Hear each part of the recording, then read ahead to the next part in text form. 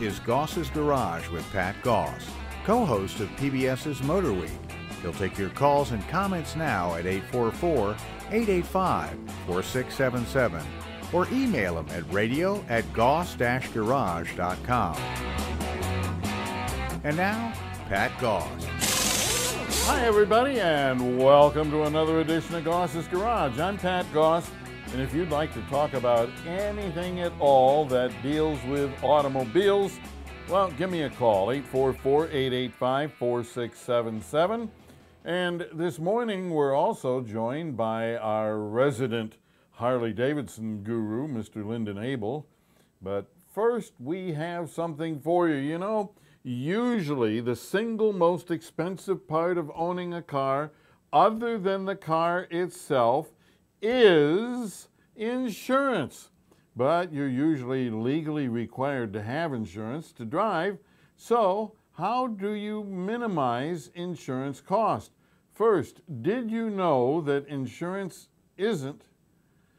all right, we got a little bit of a problem here, folks, so we will come back to that, and we'll talk about insurance and how you can save money on it and so on.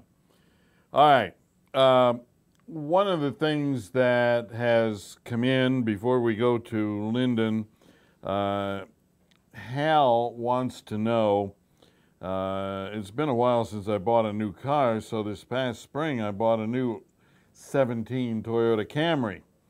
A few months later, I went to check on the automatic transmission fluid level, and I could not locate it.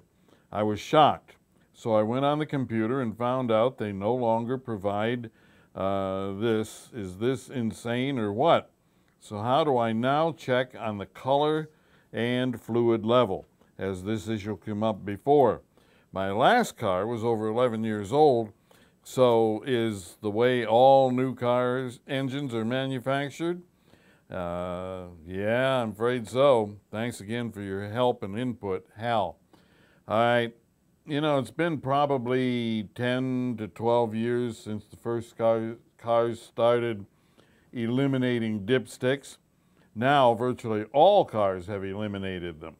On the transmission, some on the engine as well, because in many cases you cannot check engine oil anymore without pushing a button and going into a program in a folder, in a screen on the readout on the dash and so on.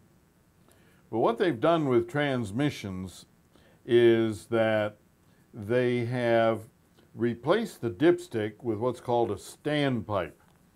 Now, what that is real simple. In the bottom of the transmission pan is what looks like a plug, and then in that is another plug. Now, if you were to look above that, you'd find that there's a short piece of pipe above the opening. And how this works is that when the transmission is at a certain temperature, and you have to hook up a scan tool to monitor transmission temperature, when it reaches a certain temperature, you should be able to remove the small plug in the center of the standpipe, and nothing comes out. Then what you do is you add transmission fluid and let it drain out of that pipe until it seeks its own level, and then you have the proper level for your automatic transmission. Sounds complex, but it is much more accurate than the old dipsticks, because if you remember, you'd pull the dipstick out and half the time you couldn't read it, and you'd have to wipe it off and put it back in, and then it would smear and you'd see two different levels and all kinds of crap. So now this is a very precise way, because modern transmissions have to have exactly the right amount of fluid in them. So this is a more precise way to measure transmission fluid level. Now, normally you don't have to do this anytime except at service, unless there is a leak in the transmission. Now, if there's a leak, then of course you have to correct the leak and you have to top it off and all such things as that. But if there's no leaks, then there is no place for the transmission fluid to go. It doesn't evaporate, so the fluid level will always remain the same unless there's a leak. How do you tell condition? Well, you don't really.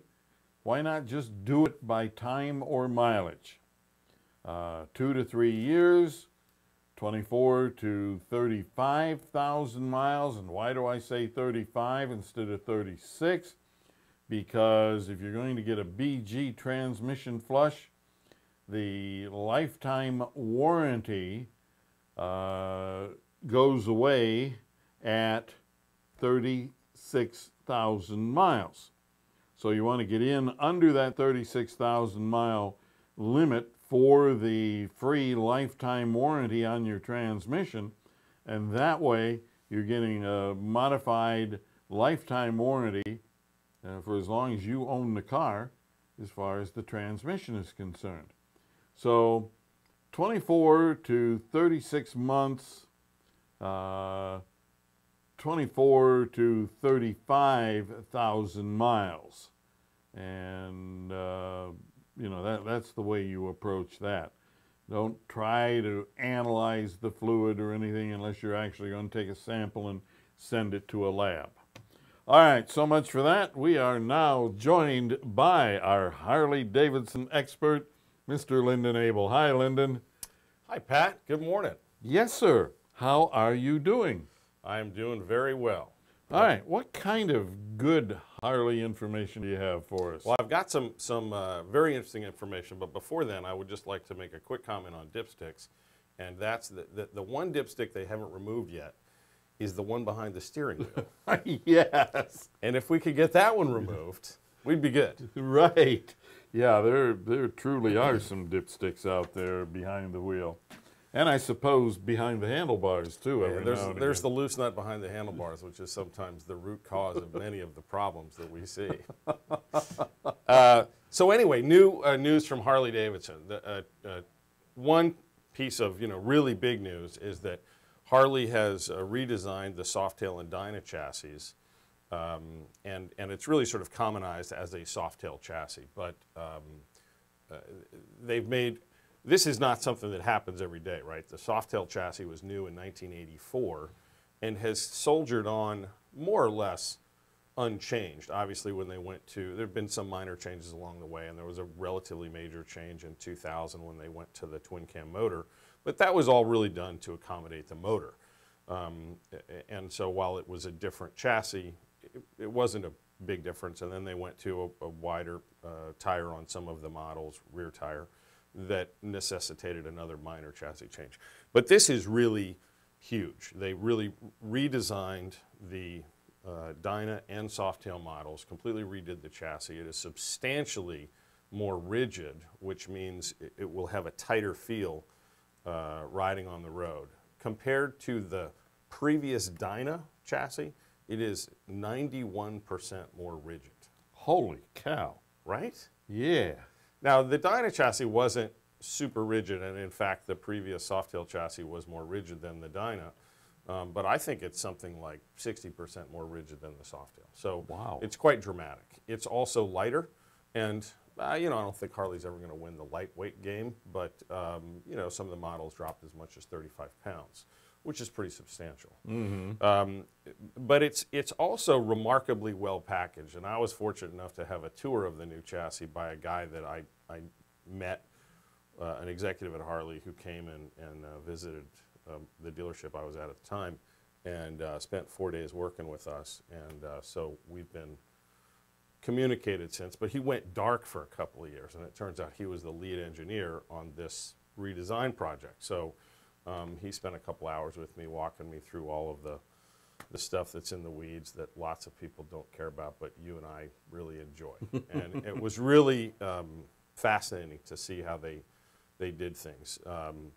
One of the things that they focused a lot on was lean angles. So a common complaint with the previous iteration of Softails was that you were dragging floorboards pretty quick. And for some people that wasn't a big deal because they weren't going into the turns that far. But it's why lots of owners, Harley riders, gravitated to the Dynas, right? Not so much because it handled better, but because it leaned over farther.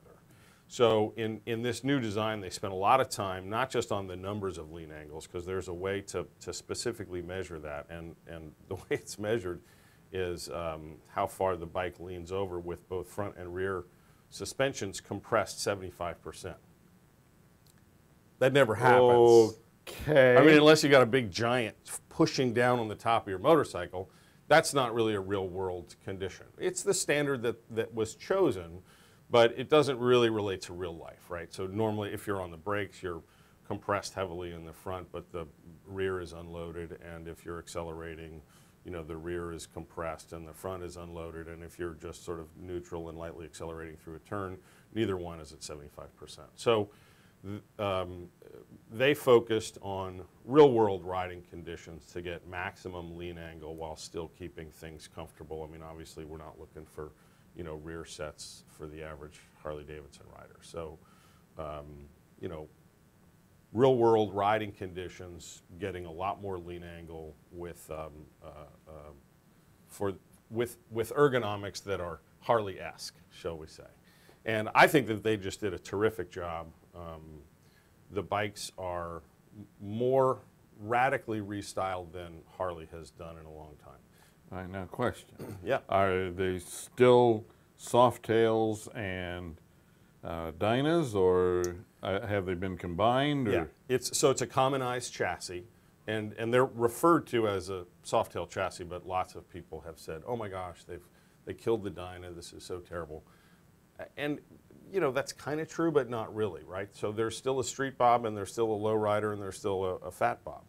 So if they've got those three models, they didn't really kill the Dyna, right? And some people say, well, but they did because it's a different chassis, and that was a great chassis. Okay, so my response to that is it had its own unique look, but really what made the Dyna popular was that it was the performance model of today's Harley-Davidson, right? It was the successor to the FXR. So the appeal was it was a lighter chassis and it handled better, right? Well, the new chassis are lighter and they handle substantially better.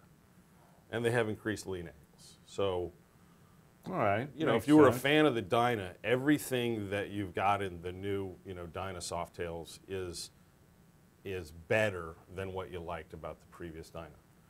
Well, I started out, I did a Sportster for a short period of time, and then Dynas. Had a lowrider. Yeah, I rode lowriders for years. Loved that bike. Yeah, it's a great bike. And I think everything you about moved the me new... to a Softail, and then you that moved was kind of me a special to Softail. a dresser. Yeah, it was very special Softail. But then to the big bike that I have now. Yeah. Well, I think that everything that people like about the Dyna is still there. And what a lot of people maybe never knew or have forgotten is that one of the reasons that the Dyna was developed, and by the way, that was 1991 was the first Dyna.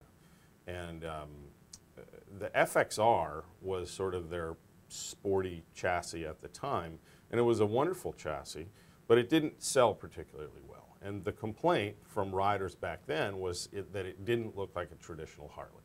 So those guys were buying either touring bikes or they were buying Softails, right? Because that was the sort of traditional Harley-Davidson look. So the Dyna was designed in part to have the comforts, the rubber-mounted comfort of an FXR, but look like an old FXE, the traditional FX model from the 70s. And I think they really succeeded in that. Right. But nobody ever bought the Dyna because of that look, right? That was sort of forgotten about. By the time Dynas really took off, people were just buying them because it was the, sort of the performance Harley. And this is a much better performing Harley. Neat. All right, folks, we need to take a quick break. We'll be right back with your calls and Lyndon Abel coming up right here on Goss's Garage. Stay tuned. Pat will take your calls next at 844-885-4677. Goss's Garage continues in a moment. Never drive with a bad attitude. I know that's hard with so many stupid, distracted, aggressive, and just plain rude drivers on the road, but it really is the safe thing to do. I drive a lot, and I used to see reckless, rude, or aggressive drivers maybe once a month. But today, it seems like every other driver is doing something stupid. When it was sporadic, it wasn't so hard to deal with, but now it seems like there's always an idiot 3 feet from my rear bumper or weaving into my lane or cutting me off. Distracted? Probably. Dangerous? Absolutely. But there's nothing to do except drive defensively and not aggravate other drivers. Much as I'd like to, I don't middle finger the offending driver, and definitely don't hit my brakes to scare a tailgater.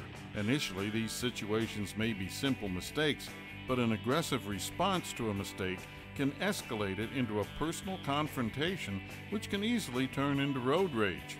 Unfortunately, you have no idea which one of these idiots will try to hurt you with their car, a weapon, or their fists. Also, never make direct eye contact with the offending driver. If you're the offender, be courteous and get out of the way. Whether it's a mistake or intentional aggression, remember, back down, yield, let it go. It takes brains to overcome anger. Use your brain. Be smart. Life changes at a ferocious pace these days, especially when it comes to maintaining our cars. For example, automatic transmissions now need regular fluid flushes. Transmission fluid breaks down with use, and although it may look fine, its additives wear out and it can no longer properly protect bands, clutches, seals, and other hugely expensive parts inside your transmission. Bottom line, more wear and a shorter transmission life. Now you can significantly extend transmission life with a BG transmission flush every 24 to 30,000 miles or 2 years. BG makes the best transmission flush machine I've ever tested. It renews all of the fluid in your transmission, not just a small part of it. The BG transmission flush machine is safe, too, because it uses the natural circulation of the transmission. Your transmission will work better and last longer. As with everything BG offers, this is a superior service. For more information, go to bgprod.com or bgfindashop.com. This is Goss's Garage with Pat Goss. Call the show now at 844-885-4677. All right, folks, we are talking to Lyndon Abel, our resident Harley-Davidson expert, who has been joining us on the show for, a lot of years now. Been a few years. Yeah, it has. Well, Lyndon, right now, let's go to the phones and let's talk to Steve. Steve has a question about batteries. Steve, welcome to Goss's Garage. Well, good morning, Pat and Lyndon. Thank you very much for taking my call this morning. Absolutely. What can we do for you? Well, okay, so this may sound on face value kind of like a silly question, but I have a Ford truck that I put a very nice aftermarket stereo in, and amplifiers, equalizers, the whole 9 yards, and I recently had to replace my battery.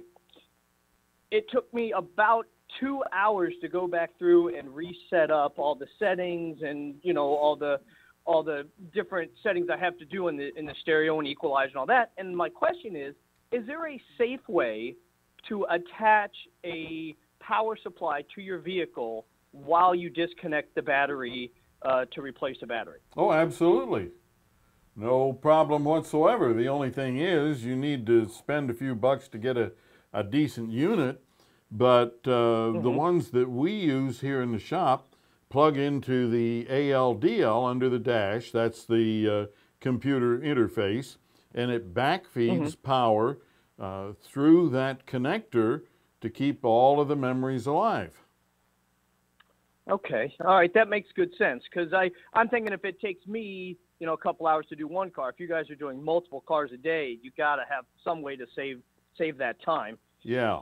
we certainly do, and most of these things are battery powered, they're rechargeable, and we pay, I guess, 50 or 60 bucks for one of them, but you know, it's safe that way too.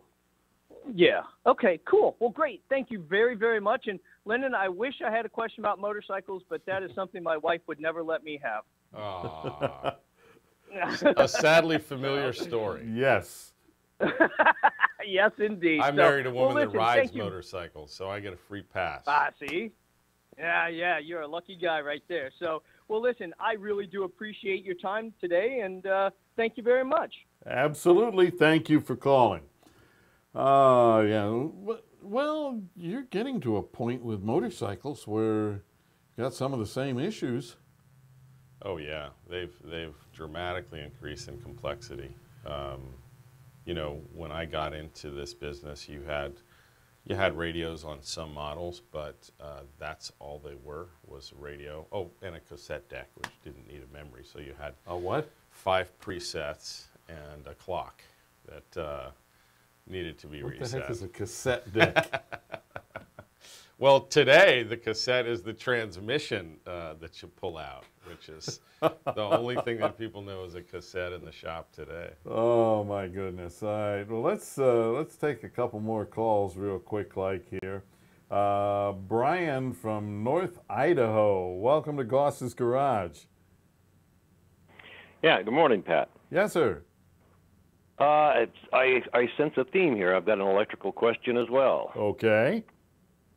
I talked to you last week about that '69 Ford Fairlane I have. I've got a small block Windsor 302 in it, and you know, it's in the project phase, but I've had it running so I can move it back and forth, and I put an electronic ignition in it just to make it a little more reliable. I put the Petronics in it, and that's my question, because on the forums, I've had guys on the forums in my car club, just have been having a lot of problems with those Petronics just stop working. So my question is, have you had much experience with those, enough to form an opinion about them, how reliable they are? And then I have a second part to the question as well. I haven't had any issues with it.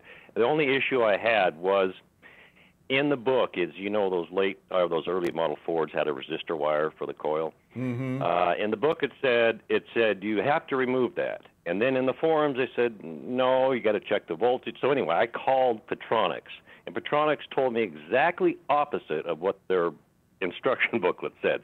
So that didn't give me a very good feeling. So, but I haven't had any issues. So. All right. But I was the only thing that I have to go by are the people that write to me and email me and so on, relative to things like my Corvette column and stuff like that. And I have to say that I have probably had an inordinate number of people who seem to have problems with those compared to some of the other units out there. Okay.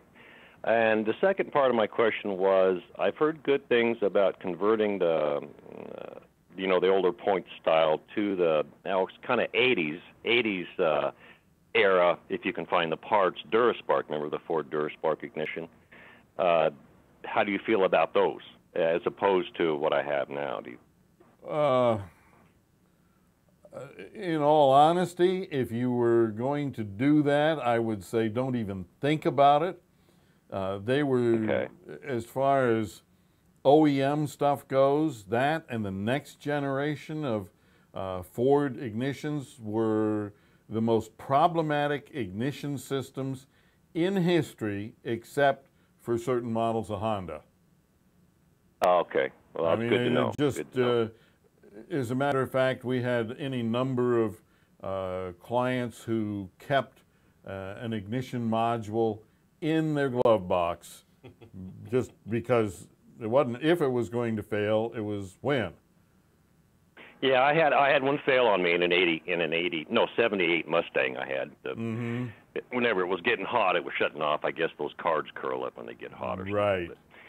But anyway, okay, well, I'll stick with the Petronics for now unless I start having issues. I always got my points and condenser in a baggie in the glove box. So. Yeah, and that's the smart thing. As long as you know how to bring it back and it's not a great Right. big deal on that car, especially considering that you didn't do anything with the resistor wire. That gives you the Right. ability to go back at will, where if you had done away with that and rewired it, then you might be looking at burning up a set of points in 100 miles. Yep, that's right. Okay, well, thank you very much. I appreciate it. All right, take care.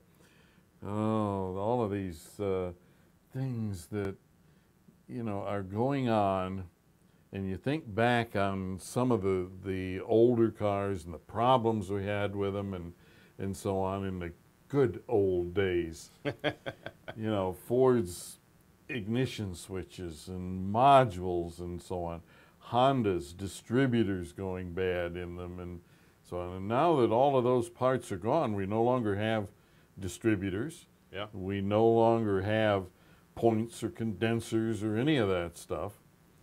When I was first riding Harleys, there was a shop that was near me, an aftermarket shop, and they sold their customers on the idea of getting rid of that, that stupid electronic ignition that could just fail at any moment, and they would convert them back to points. So they would put on a S&S carburetor, and a points ignition was their big performance modification, and mufflers, of course. And even at the time, I thought, nope. Not gonna do that. I can remember people coming in with some of the first generation GM Corvette back in the 60s. They had an electronic ignition option. And people would come in and, I got to get rid of this stuff. It's unreliable and all such. And I mean, the reality is they were tremendously reliable, but nobody understood them. when they failed, and, Yeah. and that's a legitimate concern. So if you know your way around points and a condenser, and I think probably anybody driving a car back in the olden days that had some mechanical ability had points and a condenser in their glove box, just like Hugh was talking about. Exactly. So, and because changing them was pretty simple. Maybe you'd kept an extra pair of springs for the advanced weights, but how often did they fail? Not very often, right? All right, let's talk to Jim from Pennsylvania. Oil drain plug repair. What's going on, Jim? Pat, I've talked to you before about leaking oil drain plugs, and it seems to be prevalent in the business. I'm sure you see it all the time in your shop. Going back to your original question on the show, do you think we'll ever get rid of the oil drain plugs so these idiots either who don't tighten them up enough, or who strip them out, or who lose the crush rings or whatever the gasket is? So my question is, I've had several issues with this Ford 2011 drain plugs. I'm just wondering in the shop, what do you do when you get one? It comes in, it's leaking, and it's been in a couple of times. When do you get to the point where you say, maybe I need to replace the oil pan and the plug? Well, usually we don't. Normally what we do is we find what is called a one-time drain plug. Now, what that amounts to, it's one oversized plug that has self-tapping threads, and it has a nice thick sealing washer. And what you do is you take the original plug out, you very carefully screw this thing in, and it'll cut new threads as it does it. And you tighten it to torque specs, just like the instructions say. Then, in the middle of this drain plug is a 1/8 inch pipe plug. And you unscrew the pipe plug to drain the oil. And that's the end of it, and you just spent $40 as opposed to $500 or $600 for the typical oil pan job. And they're pretty reliable, this plug you talked about? Oh, yeah. Yeah, they've been around forever, and I'm shocked that more technicians don't know about them, but, Yeah, they once they're in there, they're permanent. You never take the big plug out of the pan. The only thing you do is to take that little pipe plug out of the bigger plug.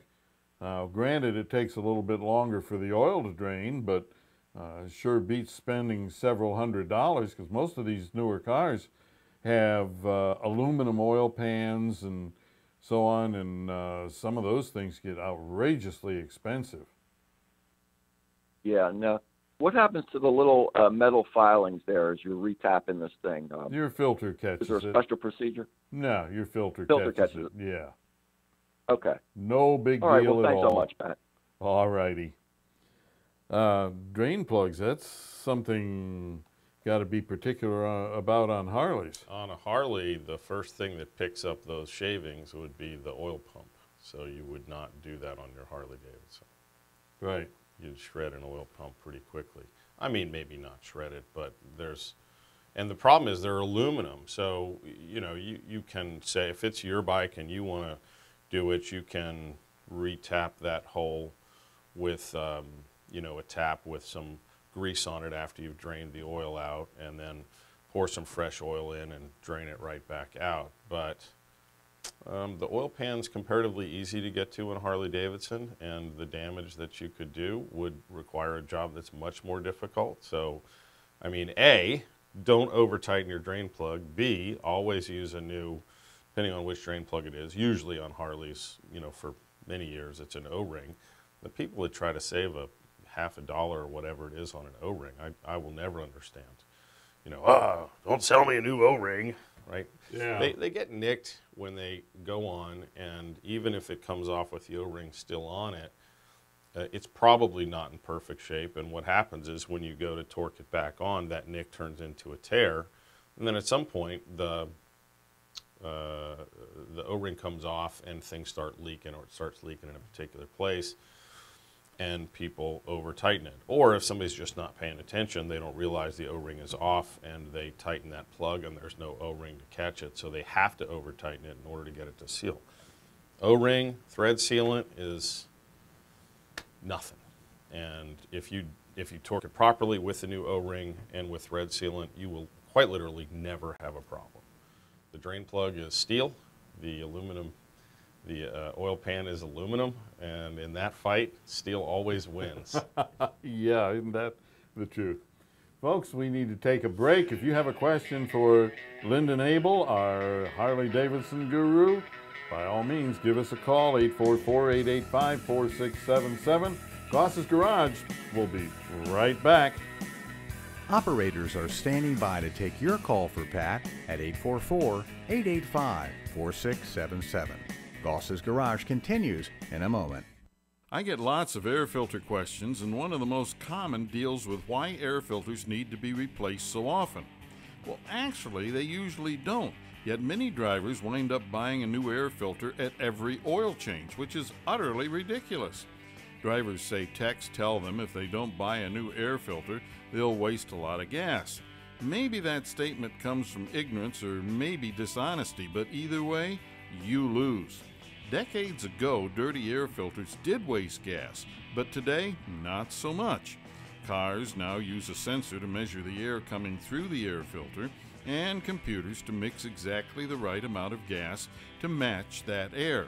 So even though a dirty air filter reduces airflow into the engine, it doesn't affect gas mileage because the computer is always precisely matching fuel to the incoming air. In other words, a dirty filter means less air, and less air means less gas, so there's never an imbalance between air and fuel. Certainly when a filter gets really, really dirty, it can cause performance problems, but even then it may not affect gas mileage. So how long do air filters last? Unless you drive in really dusty conditions, air filters usually last 30 to 60,000 miles. Overselling of air filters is an enormous problem, and the best way not to be taken is to learn how to check your own air filter and check it twice a year. I get lots of questions about BG products, many about specific products or services like is BG44K really that good, or are BG transmission, cooling system, and power steering flushes actually necessary? But most popular of all, do I use BG products in my cars? Well, the answer to all of those questions is yes. A regular schedule of BG flushes and chemicals will deliver the longest possible life from all the lubricated and fuel delivery parts on your vehicles. And do I use BG products? You bet I do. I drive nice cars, and I drive a lot. Plus, my live radio and TV shows mean that my cars have to be absolutely reliable. A no start from dirty fuel injectors or a failed transmission just isn't acceptable in my life. Remember, deposits and dirty fluids ruin expensive parts. For reliability like I demand, visit one of the quality shops that sell BG products and perform BG services. To find a BG professional near you, bgfindashop.com. Now, back to Goss's Garage with your host, Pat Goss. Hey folks, this portion of Goss's Garage is brought to you by BG products. Do I use them? Yes, I do. Do I sell them? Yes, I do. No secrets there, folks. I love BG products. All right, in the studio, Lyndon Abel, our resident Harley-Davidson guru. I'm going to have to get you a better title soon. Yeah, well, we'll be waiting anxiously for that. What have you on the table? Okay, so starting in 2014 on Harley-Davidson's touring models, all of the Ultras and Limiteds and many of the all the Street Glide Specials and so forth received a new infotainment radio, 6.5-inch screen, and there was some Bluetooth connectivity. So the telephone, your telephone could connect via Bluetooth to the motorcycle. But for you to have a headset so that you could listen to the radio, take a phone call, do any of that stuff, you had to have a headset that was plugged in. And there was lots of frustration with this because lots of riders said, wait, if there's Bluetooth connectivity, why can't I use a Bluetooth headset? And all you could get for a Bluetooth headset was something that was would connect to your phone, right? If you wanted full functionality, you had to plug in. Fast forward a year or two, there were some aftermarket, not really ready for prime time accessories. There was a Bluetooth unit that would allow you to use a headset, but you had to mount it on the handlebars and you had to turn it on and repair your device every time you got on the bike, and you had to charge it up at night. I mean, it was really a mess, right? If you wanted it to be wireless, why do I have this thing on my handlebars with all these wires? So finally, at long last, Harley-Davidson has come out with a wireless headset interface module. Wireless headset interface module. So it's a whim.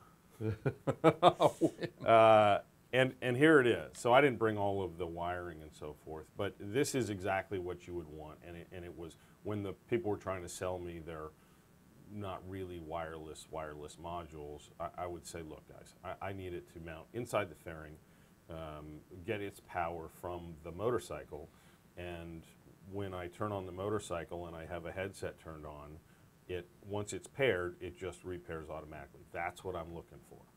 Well, theirs didn't quite do that yet. So now that's exactly what this does. So it mounts pretty easily inside the fairing of your 14 and later Harley-Davidson touring model.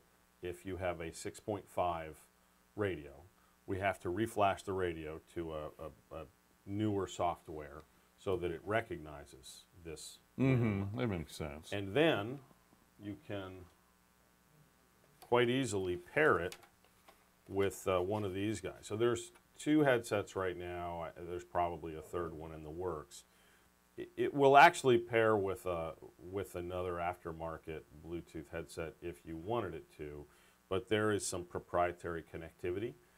So the Harley branded headsets have a better sound quality all around. But the thing that's really cool about this is that it'll do everything that your wired headset will do. And so, you know, if you want to use the CB, you can do that. If you want to accept a telephone call, you can do that. If you want to initiate a telephone call, you can do that. All without having this wire dangling down. And anybody who's used those has sort of gotten used to it. But once you unplug the cord and go with this light headset on your helmet, you go, wow, my helmet is so much lighter because this cord is kind of tugging on your helmet, and you get used to it over time. But the first time you use it, you know, you notice that. And when it goes away, you notice that. So that's kind of cool. Also, if you're anything like me, you've gotten off of your motorcycle with the thing plugged in, and you know, as you start to walk away from your bike. And that's what damages those headsets, the tug and the yank from doing that stuff. Those headsets are pretty durable, but the cords where it connects to the plug, that always gets jacked up, and that's why they do. So anyway, that's a thing of the past. I think for anybody that's had those motorcycles, that's got one of those motorcycles, 14 or later Harley with a 6.5 infotainment radio, this has been something that, you know, people have been waiting for a long time. On top of that, there's a lot of Street Glide. I mean, the most popular bike in Harley's lineup for years has been the Street Glide. So Street Glide Special and Road Glide Special, if you wanted to use a headset to get the full functionality of that radio and be able to connect your phone and take a call, and you know, I'm not saying everybody should be using their telephone while they're riding, but lots of people want to. But in order to do that in the past, you either had to, you know, plug in this thing that ended up sort of dangling out of the bottom of your gas tank, which I was never a big fan of, or you have to get an ultra console.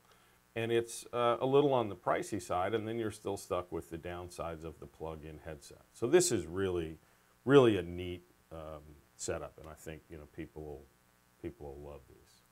So check with your friendly local Harley-Davidson dealer. Absolutely. Any Harley-Davidson dealer should be able to hook you up with this.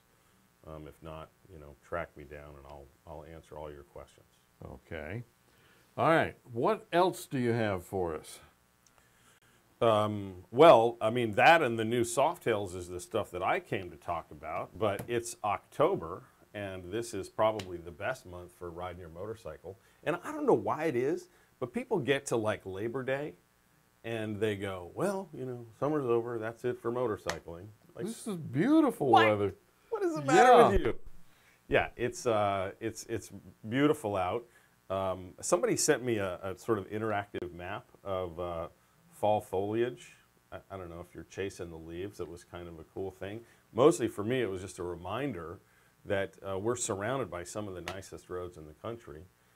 You know, Southern Maryland, the Shenandoahs, Eastern Shore, all bring, you know, very different types of riding. But this area really gives us some spectacular riding. And, you know, as the leaves are changing color and it's a little cooler, so you can wear your leather jacket without sweating through it. Really a fantastic time to ride. And I'm going for a ride. Uh-oh. Again, I'm taking a ride to New Orleans. New Orleans? Hoping to dodge some tropical storms, but yeah, taking a nice, well-deserved vacation. And what better way to do it than behind the handlebars of a Harley-Davidson motorcycle? Wow. All right. Hey, folks, we need to take a break. We'll be right back here on Goss's Garage. Stay tuned. Pat will take your calls next at 844-885-4677. That's 844-885-GOSS.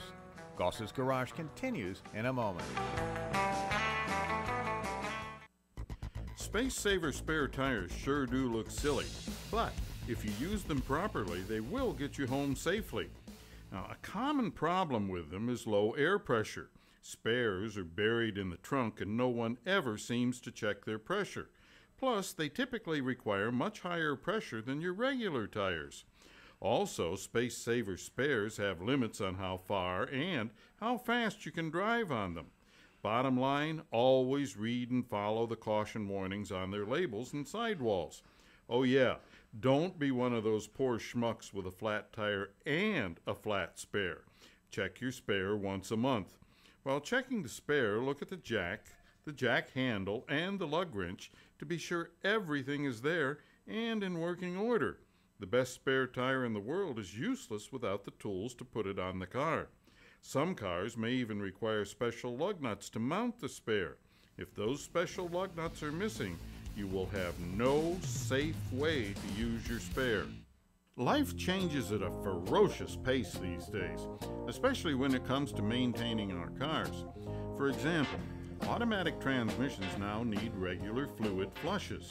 Transmission fluid breaks down with use, and although it may look fine, its additives wear out and it can no longer properly protect bands, clutches, seals, and other hugely expensive parts inside your transmission.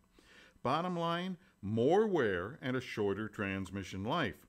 Now you can significantly extend transmission life with a BG transmission flush every 24 to 30,000 miles or 2 years. BG makes the best transmission flush machine I've ever tested. It renews all of the fluid in your transmission, not just a small part of it. The BG transmission flush machine is safe too, because it uses the natural circulation of the transmission. Your transmission will work better and last longer. As with everything BG offers, this is a superior service. For more information, go to bgprod.com or bgfindashop.com. This is Goss's Garage with Pat Goss. Call the show now at 844-885-4677. That's 844-885-GOSS. And now, Pat Goss. Hi, folks. We are joined by Mr. Lyndon Abel, our Harley-Davidson expert. And Lyndon, you were talking about the Dyna Softail merger earlier in the show. Yeah, really What are cool. some of the other things that have changed there? Well, I mean, really everything has changed. I would say the model that was the most aggressively restyled was the Fat Bob, which still sort of kind of has a double headlight, but other than that, it's just really an all-new motorcycle. And I think that that's the one that'll be the most polarizing. My assumption is that they were, sort of aiming that squarely at the younger rider that has really gravitated to the Dynas in the last several years. But the Fat Boy also had really got a restyle, and it had evolved a bit over time, right? The original, for anybody that remembers them, the original 1990 Fat Boy was this silver, just sort of chopped down essential Harley-Davidson motorcycle, but it was, some people referred to it as the Gray Ghost, and it was all silver and very, monochrome. And then, of course, Arnold Schwarzenegger made the second generation Fat Boy famous in the Terminator movie. But while this one has really changed, it's almost more, it's like its soul has more in common with that original Fat Boy than the last iteration. As it had evolved over time, it really sort of, to me, kind of veered away from its essential feeling of toughness, and they really brought it back. It'll be polarizing. Some people will say, what the heck is that? But I think it's definitely the motorcycle that if Arnold Schwarzenegger's Terminator character was looking at the lineup today, that's the bike that he would choose to go flying off a bridge into the Los Angeles River or whatever he was doing. Okay. So, they've redesigned a lot of them. The Heritage, which had remained largely unchanged stylistically for many years, has gotten a black treatment. And I confess that when I first heard that, I thought, wow, what a huge mistake. Why are you doing that sort of dark look to this traditionally styled motorcycle? But when I saw it, I mean, it really does look like, the old school bike that it's designed to look like. And some people had, felt like there was too many studs on them. So that stuff now is more blacked out. It's definitely less in-your-face look. But all of them just really nicely packaged. One of the things that has struck me is obviously Harley is kind of blessed with and cursed with their image. You know, Right. people love the look of a traditional Harley Davidson, but it kind of handcuffs you when you go to say, hey, let's make this a little bit different. You know, you could get castigated pretty good if you don't stick within a certain style envelope, if you will. And so they're running a risk of breaking away with this. But as I look at the new Softails and compare them to Harleys of the 60s and 50s, I see a bike that really has a connection to that past, but is a lot cleaner looking.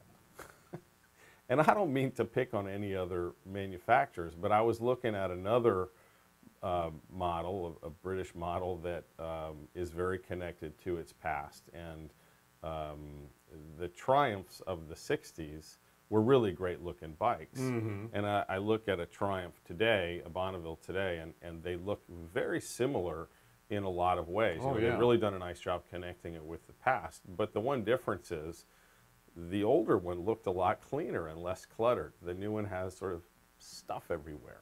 And in thinking about that and looking at how they package these things in the Softails and sort of, you know, tuck things away, it really did a nice job. You know, it's interesting. One of the Japanese manufacturers did a replica, I guess, a couple years ago, and it's fuel injected. So they put plastic carburetors on it, so to give it that original look. And they have plastic fins on the cylinders too that you bolt on to make it look like it's air cooled. Right. I mean, obviously that doesn't really appeal to me. No, it doesn't to me. I mean, it just screams poser to me. Right. But and I don't mean to say that, you know, negatively about the Triumph. I think that, you know, Triumph builds a good bike, and I'm not down on them at all. It's just that I was struck by the fact that while they did a great job making it look like a classic Bonneville, the difference is it's so much more cluttered. And when you look at the Harley Davidson, and it's obviously, you know, has a very clear stylistic connection to its past, but the difference is it's substantially less cluttered, which I just find fascinating. And that's not by accident. That's like, it's difficult to, you know, have it fuel injected and hide the computers and wires and, you know, various things that, you know, could end up being very exposed. well, yeah, and you've got cruise control now. You've got you've got ABS. ABS. What about hiding that as traction control? no traction control yet, but I mean, you know, with that electronic fuel injection and electronic throttle control and things like that, you know, is that doable? Yeah, I mean, you have all the components there to make it work, so it's just a matter of... Yeah, you got speed sensors and all the rest of it that you need. Right. You know, the thing that I left out of the big redesign of the Softails is the one that people will notice probably the quickest, is the fact that they've used the new Milwaukee 8 motor in the Softails. And you know, that's huge. And that's you know, we've talked about that motor on this program before. It's just a beautiful motor, and they've done everything right with that motor. They've, you know, it runs cooler, it produces more power, and it does it more fuel efficiently. That's a triple win. Now, this one is going to be just the oil cooled one. Right. So the heads are cooled with oil, just like the precision cooled touring models. I wouldn't expect to see twin cooled, you know, or water cooled heads, just because it's difficult to find a spot for those radiators. And as you know, they hide those radiators in fairing lowers on some of the touring models. But the oil cooled heads have worked very well. We've seen, you know, some issues with that motor, but all minor, and they seem to have gotten past them. Those couple of oil pump issues, but And that's a strong running motor too, isn't it? oh man, it's great. You haven't ridden one yet, have you? No, I haven't. Yeah, we got to fix that. Yeah. We gotta fix. Let's go for a You ride. need to fix that. I will fix that for you. Okay. Let's see. We have a call here. Chris from Punxsutawney, Pennsylvania, 2005 Ford Escapee. Hello, Chris. Hi, Pat. Thanks for answering my question last week. There was some stuff I didn't get to tell you. I forgot to tell you that there's like it sounds like somebody's tapping on a can with a pencil eraser inside of the snorkel for the throttle body. Does that mean anything to you? Not really. Oh. Somebody told me it could be backfiring through the throttle body. Well, yeah, I suppose that's possible. Yeah. If you have that going on, and if it's rhythmic, and it tracks with engine speed, then the chances are that you have a wiped camshaft, and it's on one of the exhaust lobes, so that you're getting fuel and you're getting ignition and the fuel is burning, but it really isn't doing anything. And when the intake valve opens again, the sound of the combustion comes back through the intake. Right. Now, can fuel injectors make a noise like that? Well, fuel injectors make a noise. That's one of the ways we diagnose them. We use a stethoscope, usually an electronic stethoscope, to listen to fuel injectors, which make a click, click, click sound. And we can tell if they're dirty because as they get dirty and carboned up and so on, the sound gets more muffled. It becomes less of a click and more of a little thump, thump, thump. Right. Okay. So if you're saying a can's wiped, that means the timing is off? No, it means that it's not opening one of the exhaust valves. Oh. So that the Or could it be exhaust opening? can't get out of the cylinder until the intake valve opens. And when the intake valve opens, the exhaust sound that you would hear comes back through the intake. Because I was getting kind of a grumbling noise from the lower right, as I sit in the driver's seat. The lower right-hand part of the engine was making sometimes a little bit of a grumbling. I forget what the actual issue is. And well, I talked to you last week about the misfire, and I found paperwork from 2015. There were codes. There was codes for the mass airflow sensor. I think it ended in 7.4. Yeah, or well, like that. Yes, that can cause a misfire. But if you've got misfire codes now and you're trying to get rid of them, just take the code, the first code in sequence, and run the diagnostic tree that matches that code. Don't guess, don't listen to this person that tells you one thing and some other person that tells you something else.